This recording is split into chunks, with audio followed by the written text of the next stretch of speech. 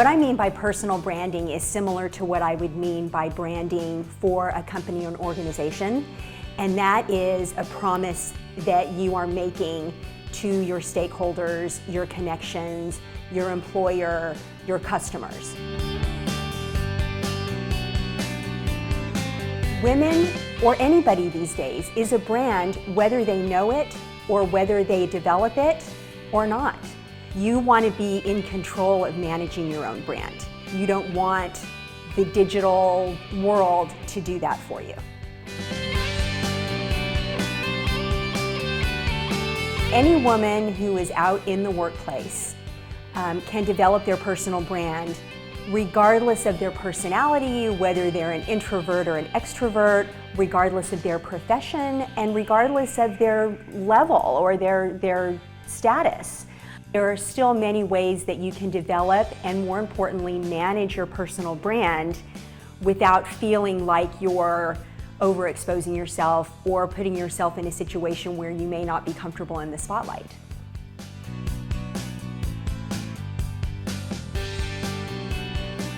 When you are in a situation where you're either looking for a job, looking to advance in your current career, looking for customers, if you're your own business, people need to be able to find you. And people need to know who you are, what you do, and what your brand promise is. If you're not managing that in an effective way, nobody's going to know who you are. You can always leverage who you know and leverage your networks, but it's a lot easier if they have a way to know you first. I always recommend starting with LinkedIn. That is the place in this day and age that has become the most well-known place for professionals to develop their brand. And because they've added features and methods by which you can include things that you've written, video clips, photographs, things that you have published. Once you've completed your profile, you can continue to manage and update it easily and make sure that you're active on discussion groups and community groups where you can sort of enter into conversations with your stakeholders and they get to know you in that way as well. First of all, always be conscious of the fact that as soon as you're on any social media site, Facebook, Instagram, Twitter, whatever that it is, you are out there in the World Wide Web. So while you may be very professional and above board on your personal Facebook site, your friends may not be. So you have to manage your own personal brand by also managing your network and your connections. If you have a personal website and you're a blogger, I recommend starting with a blog because that's free-form writing and you can sort of get all your thoughts organized that way. Or making a post on LinkedIn, or contributing or starting a discussion or contributing a topic to a discussion group.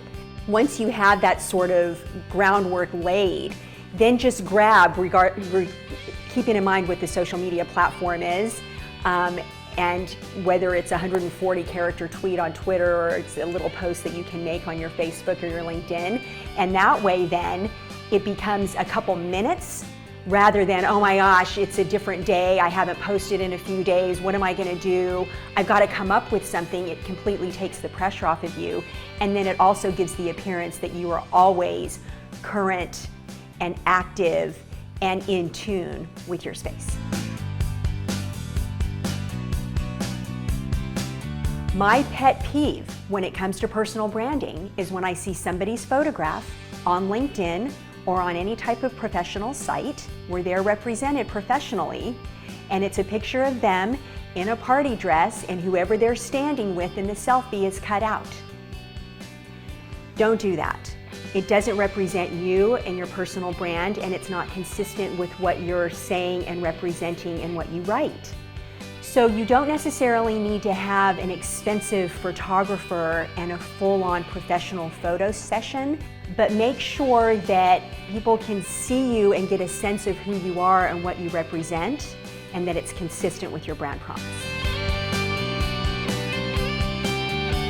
Whether you are a stay-at-home mom and you are active in your child's school, or whether you are a CEO or aspiring to be in the C-suite, you are still a personal brand and you still want to be able to manage that brand.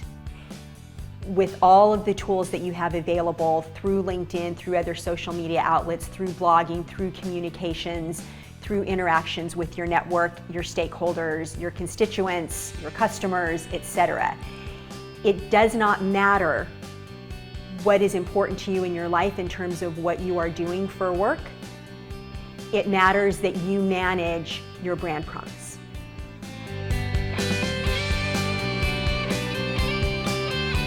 Whether you are a stay-at-home mom and you are active in your child's school, or whether you are a CEO or aspiring to be in the C-suite, you are still a personal brand and you still want to be able to manage that brand. It does not matter what is important to you in your life in terms of what you are doing for work. It matters that you manage your brand promise. My own brand is CMarie for CMarie Marketing Studio, so I tend to think in terms of the letter C. And when I think about personal branding, I feel like there are 3 critical C's to keep in mind. Be comprehensive. You want to be ubiquitous. It doesn't have to take a lot of time. Once you develop a thought or something that you want to say or something that you've spoken about, it doesn't take a lot of time to make a post or a comment in a discussion group, or make a quick post on Twitter, or say something on LinkedIn. Take any opportunity that you can to deliver your message and deliver your brand promise and represent yourself as your brand. Concise.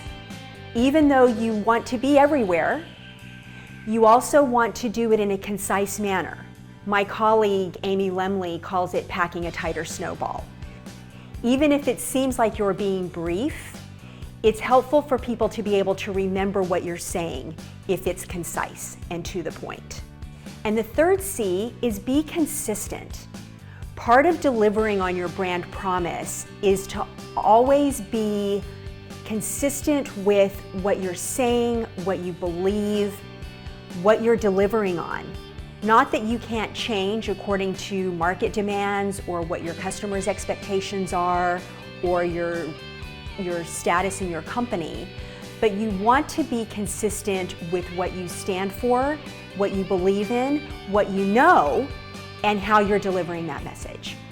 Be consistent, be concise, and be comprehensive.